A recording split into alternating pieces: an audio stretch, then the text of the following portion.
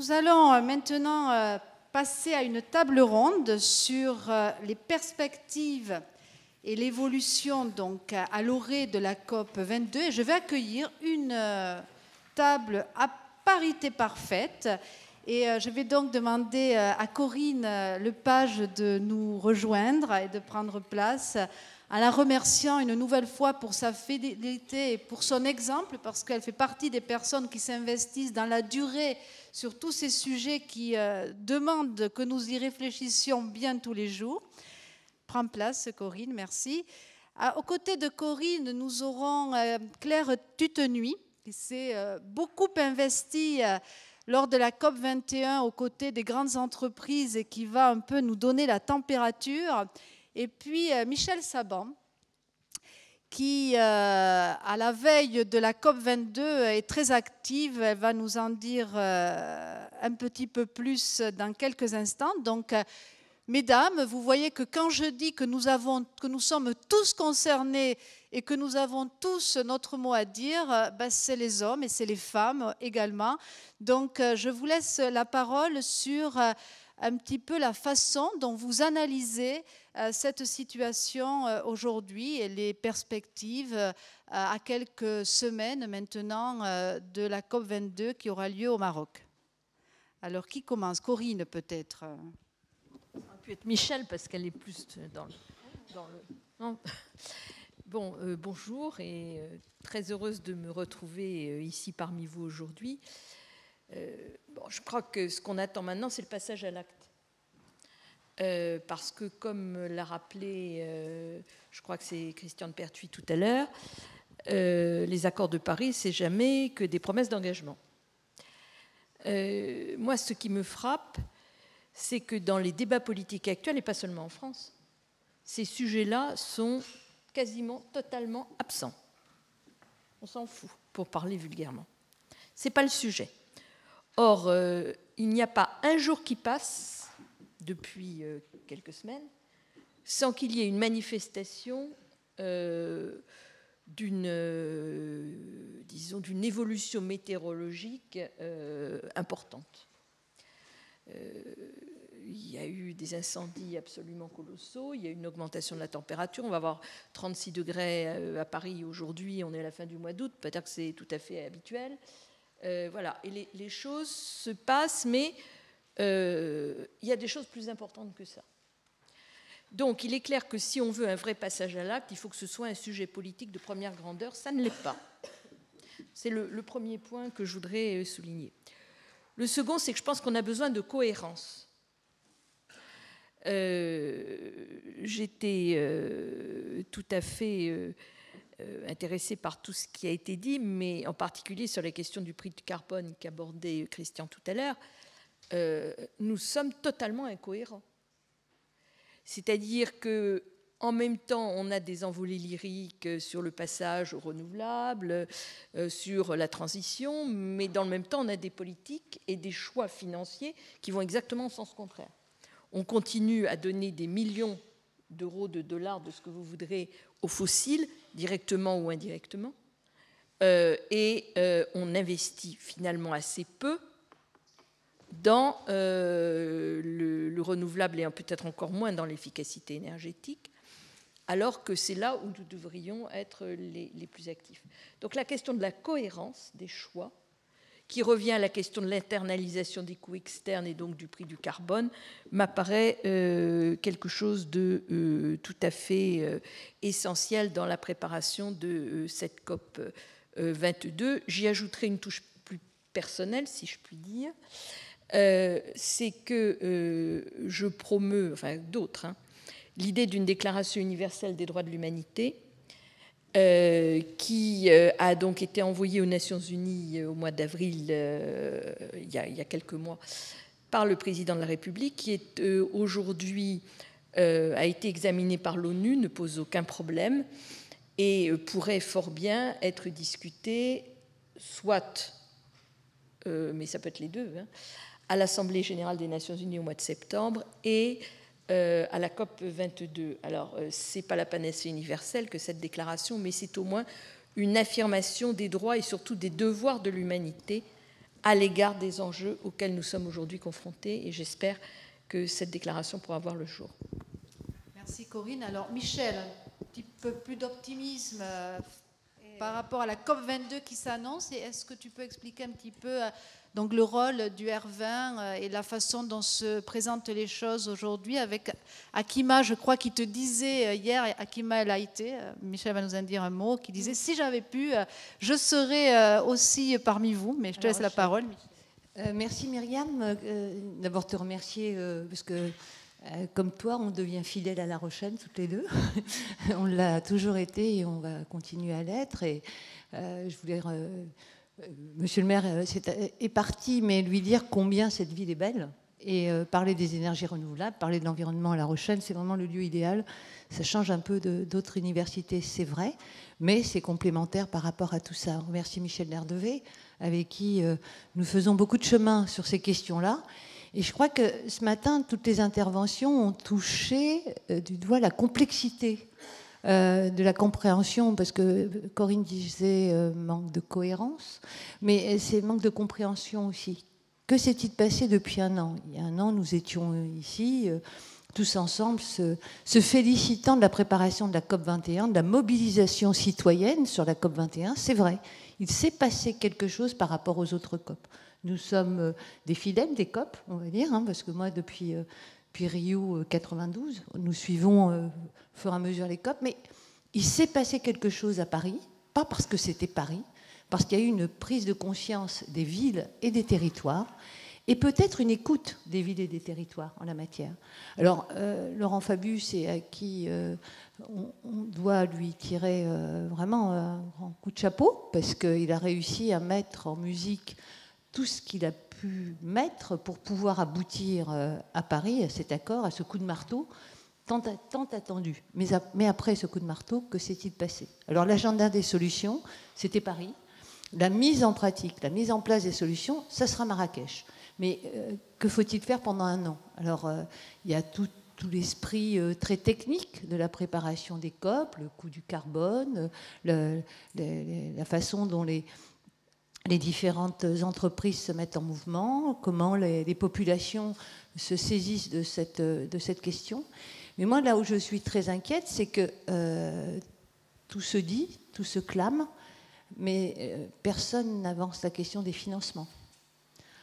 Qui finance? Donc, moi, pour le citer à nouveau, Laurent Fabius m'a toujours dit, quand tu rencontres un président de région, puisque le R20 préside aujourd'hui plus de 700 régions, si tu n'as pas le ministre des Finances à tes côtés, ne propose aucun projet, parce que ça ne se fera pas. Donc il y a la question des financements, elle est centrale. Et j'espère que Marrakech et les travaux qui s'y préparent trouveront des solutions, mais nous avons décidé, nous, d'anticiper par rapport à ça. Et lors de la Climate Week à New York, au mois de septembre, nous allons proposer 100 projets que nous allons financer, puisque nous nous sommes mis en partenariat, la Fondation Schwarzenegger, la Fondation DiCaprio et la Fondation du Prince Albert, pour financer 100 projets sur l'ensemble de la planète, les 5 continents. Alors il se trouve que nous avons lancé cette idée il y a maintenant 2 mois, et mon bureau à Genève a reçu plus de 350 projets que nous allons... pour lesquels nous allons mettre un ordre de priorité, parce qu'il y a des populations qui attendent et des populations qui souffrent, sur lesquelles nous devons être dans l'urgence et dans la réalisation. Alors donc, moi, je suis un peu plus optimiste, parce que c'est sur le terrain que ça se passe.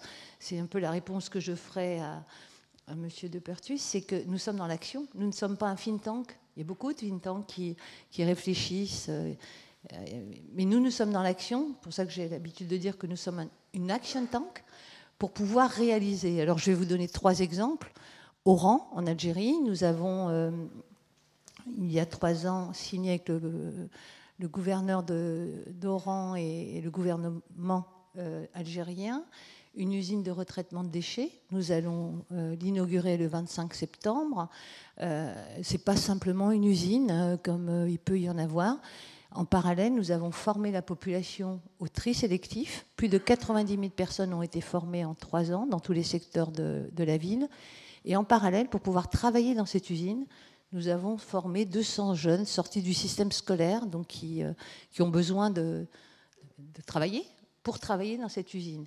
La prise de conscience du tri sélectif a été quelque chose d'essentiel, parce que vous pouvez faire tous les projets que vous souhaitez. Si la population n'est pas mise en mouvement là-dessus, ça ne se fera pas.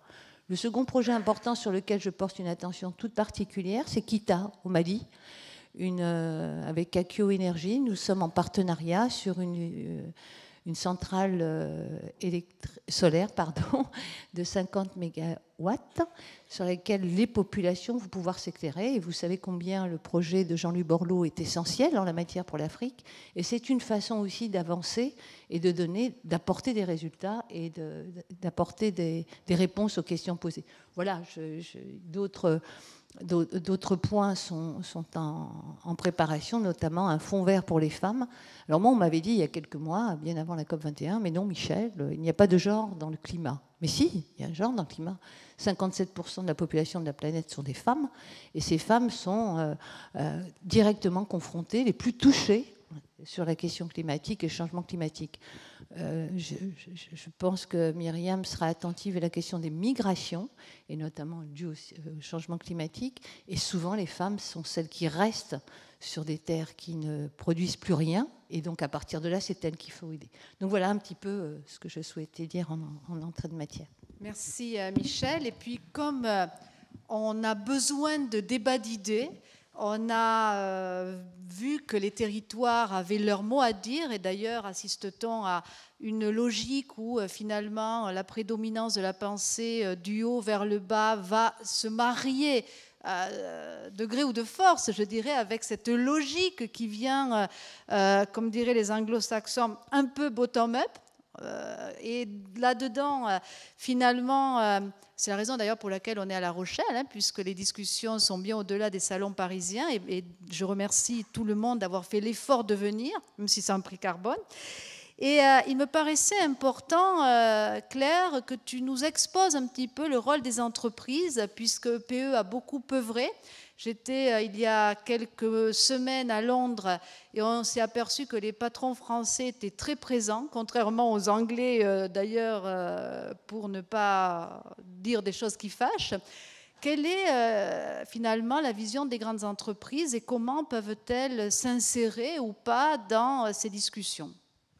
Merci Myriam, et merci effectivement de mettre une voix issue de ce monde dans ces débats. Une de plus, il y en a d'autres. Effectivement, la COP21 a été quand même un changement profond d'attitude dans le comportement des entreprises sur le climat. En gros, le changement climatique, c'est quand même compliqué, notamment pour les entreprises du secteur énergétique, à part celles qui étaient des petites croissantes sur les ENR. Les grands énergéticiens ont quand même trouvé que la transition était quelque chose d'extrêmement difficile et continue à l'être et va continuer pendant longtemps. Mais quand vous dites aux 5 majors pétroliers qu'à un moment donné, il faut sortir des fossiles, quand vous dites aux grands charbonniers qu'il faut sortir du charbon, ils ont du mal et ils préfèrent que ça soit plutôt pour la génération d'après. Néanmoins, la COP21 a été aussi, parce que la population mondiale a exprimé des attentes, un fort moment de mobilisation des entreprises, et notamment effectivement des entreprises françaises qui ont pris l'initiative d'un dialogue privé-public mondial qui s'est appelé le Business and Climate Summit, qui a eu lieu à Paris en 2015, à Londres cette année, qui va avoir lieu en Inde l'année prochaine, et dans lesquels les Français, patrons français, les patrons de groupes, continuent à avoir un rôle très moteur. Alors, ce qu'elles en retirent et ce qu'elles retirent de la COP21, c'est surtout finalement quelque chose de plus ambitieux. L'accord de Paris, il est plus ambitieux que ce qu'elles pensaient. Il dit 2 degrés, et un plus de 2 degrés, il donne quelque chose de très important, il donne une trajectoire, exactement un point, qui est 0 émission nette avant la fin du siècle. Et ça, pour les entreprises, c'est extrêmement concret, parce que 0 émission, on sait ce que c'est. C'est 0 émission. Net, on se dit, bon, il y a un peu de carbone, stockage et capture et stockage, où il y a un peu plus de reforestation, mais c'est quand même très marginal. Et en gros, pour faire 2 degrés, il faut arrêter d'émettre à partir des fossiles. Il faut laisser des fossiles en terre. Donc ça donne des points de repère qu'on sait compter, qui sont extrêmement difficiles à envisager. Je veux dire, quand quand les patrons ont lu zéro émission nette avant le siècle, ils ont dit « Attendez, c'est impossible ». Eh si, c'est possible, et ils avaient dit que c'était possible, moyennant bien évidemment un dialogue privé-public, des politiques publiques fortes, je vais y revenir. Et donc aujourd'hui, c'est là-dessus qu'ils travaillent, c'est comment on fait. Et il y a un secteur qui a commencé à le faire sérieusement, en se disant c'est quoi ma feuille de route pour arriver à zéro émission nette, c'est le secteur de la mobilité, qui, à l'occasion l'année dernière du LPA, du Lima Paris Action Agenda, a décidé de s'engager sur comment on réduit les émissions des transports pour arriver à zéro émission nette avant la fin du siècle, ou en 70-80, et qui a commencé à mettre des étapes. Parce qu'évidemment, pour le faire, ça suppose, mettons, que tous les véhicules soient électriques et que l'électricité soit décarbonée. Mais donc, à partir de quand il faut réduire? Quand est-ce qu'il faut avoir 40% de véhicules électriques? Quand est-ce qu'il faut, pour les avoir, quand est-ce qu'il faut commencer à les vendre? Et en fait, ça permet de remonter en rétro-planning à des décisions maintenant. Et donc, cette démarche de rétro-planning qui est assez familière aux entreprises, elle n'est pas familière du tout avec ce type d'horizon, mais quand même, comme c'est des grosses masses, ils savent construire ce genre de choses. Et donc, il y a une réflexion qui se fait non seulement entre entreprises, mais entre entreprises et institutions publiques, et qui va permettre normalement, petit à petit, de trouver les bonnes politiques. Il y a un deuxième point qui est sorti de la COP21, de cette confrontation avec la réalité de cette trajectoire. Ce qu'il faut obtenir, c'est les entreprises ne feront pas toutes seules. Et elles ne feront pas toutes seules avec les gouvernements. Il y a un troisième acteur qui finalement n'était pas si présent que ça à la COP, c'est le consommateur. Et monsieur Fontaine disait tout à l'heure, le consommateur ne voudra pas payer plus cher. Si, il faudra bien qu'ils payent plus cher les fossiles, et les énergies renouvelables baissent un peu de prix, mais il y a une limite, comme il y aura une limite à tout. Et donc, sans doute, il faudra quand même qu'ils payent plus cher, mais donc il faut qu'il en ait pour son argent et qu'il trouve d'autres intérêts, comme pour entrer dans des politiques d'efficacité énergétique personnelle, pour entrer dans des investissements d'isolation. Je veux dire, une maison efficace énergétiquement ou une maison en bois efficace énergétiquement, c'est un peu plus cher qu'un appartement ou une petite maison en parpaing, donc mal isolée. Donc forcément, il y a un choix du consommateur, et aujourd'hui il y a un gros travail de réflexion dans tous les secteurs de l'économie, et pas seulement le secteur énergétique, sur comment on fait pour amener le consommateur à changer de son comportement et ses décisions. Donc ça, c'est un petit peu ce qui est sorti de la COP21. Alors les attentes pour la COP22, c'est la suite, c'est ce Global Action Plan qui est, est-ce qu'on peut se lancer dans des démarches de trajectoire dans d'autres secteurs, continuer celle sur la mobilité, la consolider, la préciser, en lancer d'autres dans d'autres secteurs, et donc on va essayer de généraliser ce type de démarche. Et puis, poursuivre évidemment le dialogue avec les États sur les différentes politiques de nature à produire ces trajectoires. Et puis, il y a un sujet qui est particulier. Alors, bien évidemment, il y a le sujet prix du carbone. Le prix du carbone a fait une entrée timide avec quelques mots dans la décision, pas dans l'accord, au moment de l'accord de Paris. En revanche, les entreprises ont compris. Pour elles, le prix du carbone, c'est certain que sans prix du carbone, il n'y aura pas de décarbonation. Donc, elles sont entrées dans des démarches de prix interne du carbone. Et on prépare d'ailleurs des side events sur le sujet avec des démarches pas seulement françaises, bien entendu, beaucoup d'entreprises internationales. Elles se donnent en interne et elles commencent à travailler et à prendre leurs décisions comme s'il y avait des prix du carbone. Donc c'est déjà un premier pas, parce que du coup, elles ne seront pas en opposition quand il y aura ces prix du carbone. Et puis, dernier point extrêmement important, c'est comment est-ce qu'on réduit le risque de ces investissements de long terme qu'on leur demande de faire, et quelle assurance elles peuvent avoir, quelle confiance dans des politiques, dans la durabilité de politiques contraignantes. Et donc, il y a un sujet de travail qui est le de-risking, pour parler anglais, des investissements de décarbonation, sur lesquels, là aussi, on espère lancer quelque chose pendant la COP de Marrakech. Enfin, pour conclure, la COP de Marrakech va avoir un positionnement très différent de la COP de Paris. Paris, on est un monde développé, on essaye de créer de l'emploi, ou du moins de ne pas en perdre plus, enfin plutôt d'en créer, mais globalement, on est développé. Le Maroc, il n'a pas du tout l'intention de renoncer à son développement, et donc toute la COP 22 va être axée sur comment on se développe tout en décarbonant, donc un modèle beaucoup plus dynamique d'appel à l'investissement et qui finalement va donner des trajectoires de développement assez différentes de celles qu'on a connues. Du moins, enfin, c'est l'intention et c'est ce qu'on sent dans la volonté des Marocains dans l'organisation, et ça va être, à mon avis, extrêmement intéressant et très porteur d'opportunités pour beaucoup d'entreprises. Merci. Alors, je rappelle, Claire, que tu travailles avec énormément de très grandes entreprises, plutôt CAC 40. Et donc, je voudrais peut-être demander à Corinne sur, dans le changement d'attitude de ces grandes entreprises, est-ce que finalement les intérêts de toutes les PME, PMI, les start-up, les ETI qui paraissent un petit peu relayés à l'arrière sont pris en compte? Est-ce qu'elles ont un mot à dire? Donc nous coprésidons, et j'en suis très fière, le mouvement des entreprises de la nouvelle économie. Et je crois que c'est important que tu en dises un mot. Donc, qui s'engage finalement au-delà de ces grandes entreprises? J'entends avec joie que les grandes entreprises, et je confirme le propos de Claire, sont favorables au prix du CO2. Donc, on se demande finalement qu'est-ce qui coince au fond. Et puis, je voudrais un mot peut-être, il y a eu un propos introductoire sur le nucléaire.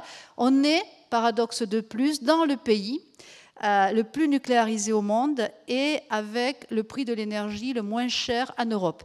Est-ce que la France, dans ce contexte bien particulier, peut continuer et doit continuer à jouer un rôle moteur, et comment? Alors, en 3 minutes 30, c'est pas très facile de traiter tous ces sujets. Juste un mot pour le mouvement des entreprises de la nouvelle économie qui va donc fêter ses 1 an au mois d'octobre. On avait eu l'occasion de parler du lancement l'année dernière. C'est un mouvement qui est né du rapport que j'ai remis grâce à un groupe de travail auquel tu m'as fait l'honneur de participer à Ségolène Royal en juin 2014. Oui, c'est ça, 2015. 2015, qui vise à regrouper les entreprises qui s'inscrivent dans l'économie du Nouveau Monde, que nous avons définie comme étant une économie ni fossile ni fissile, connectée, territorialisée et au service du bien-être commun. Voilà, donc ce n'est pas des entreprises qui sont forcément dans le secteur vert. Et du reste, nous avons dans notre conseil d'administration des gens comme Éric Boel qui est dans le textile, qui n'est pas particulièrement le secteur vert, des gens de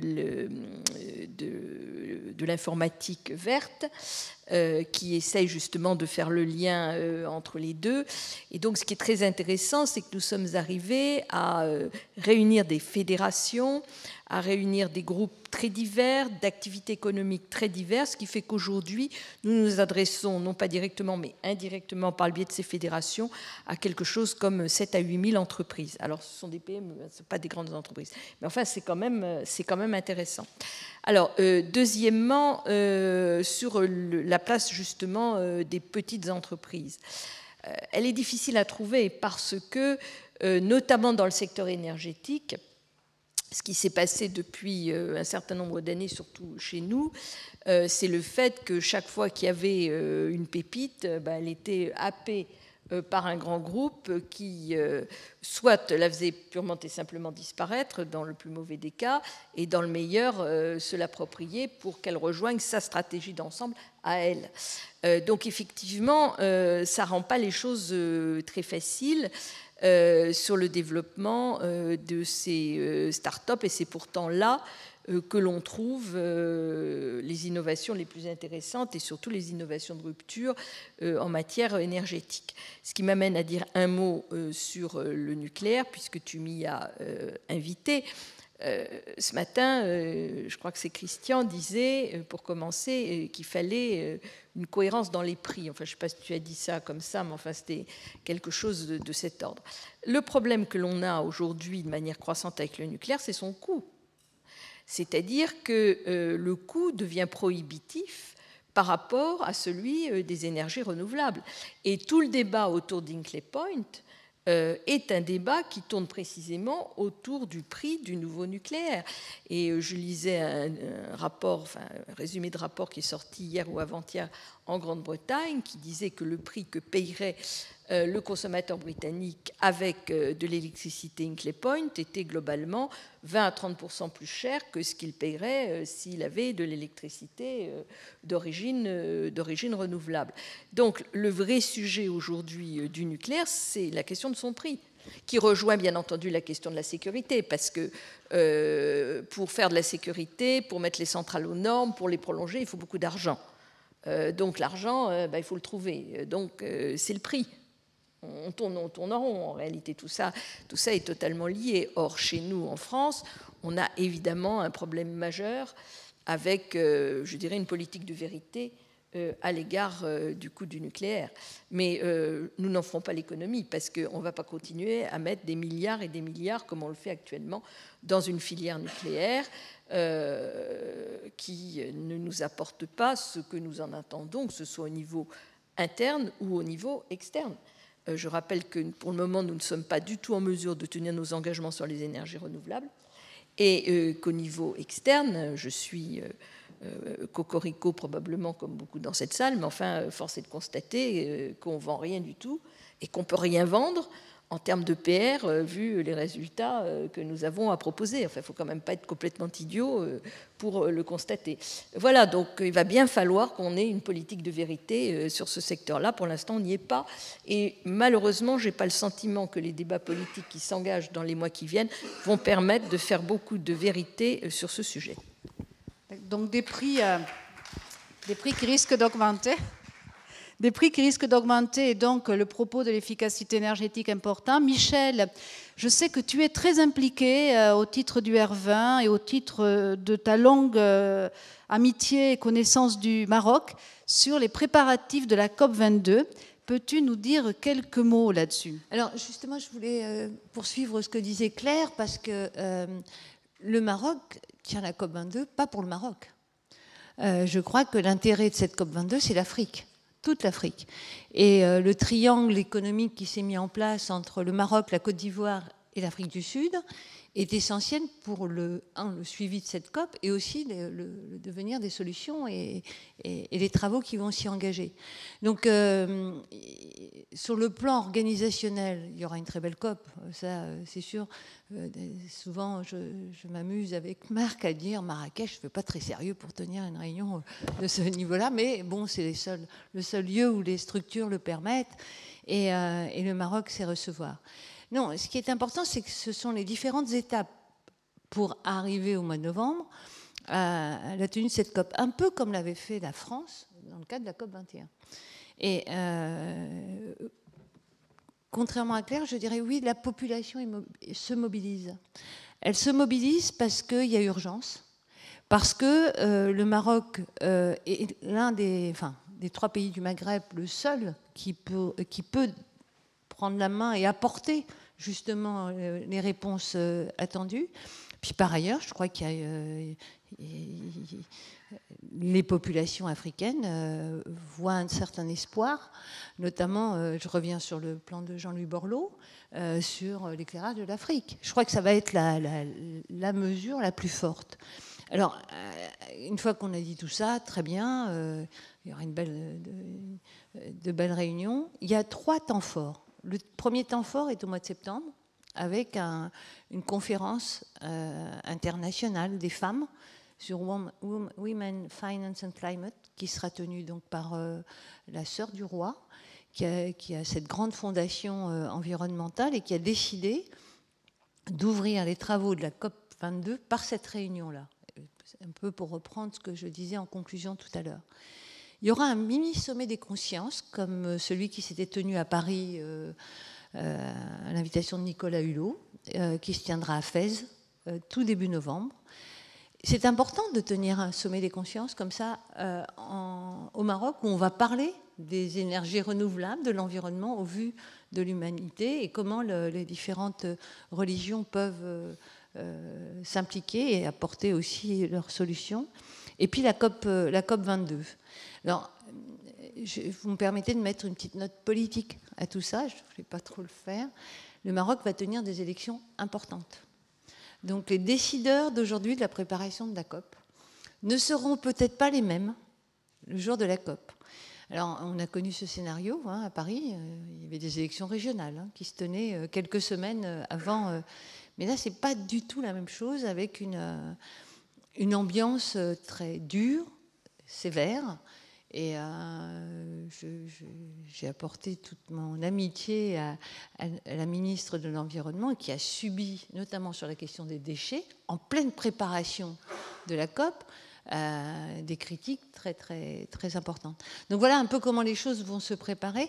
Mais ça a été la somme, à l'identique à Paris, c'était un petit peu la même chose, la somme de petites réunions pour arriver au final avec les décisions sur les solutions, parce que tout à l'heure on disait mais quel est le chemin à prendre, que décider, que choisir.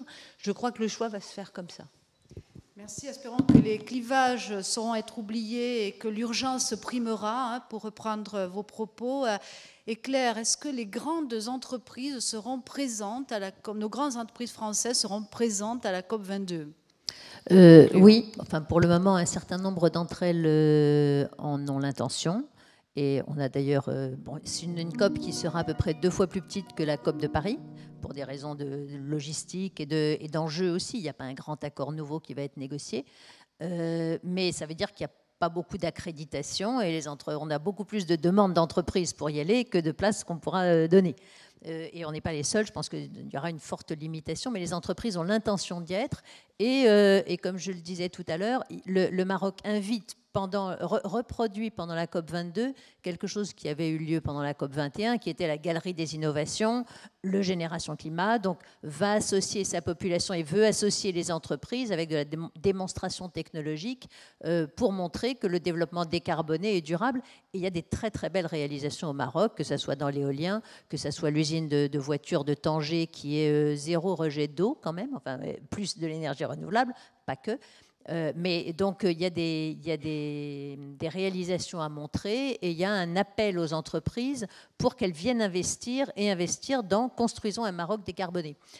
Donc les entreprises ont très bien entendu ça et vont venir, oui, pour montrer leurs solutions et pour continuer ce dialogue, parce qu'une fois encore, comme on l'a dit sur tous les sujets, renouvelables, efficacité énergétique, prix du carbone, ça ne se fait pas sans des politiques et sans un dialogue approfondie et qu'il y a des variations nationales, européennes. Les questions sur l'Afrique, le débat en Afrique est forcément pas le même que le débat en Europe, mais il est important pour les entreprises d'y être présentes.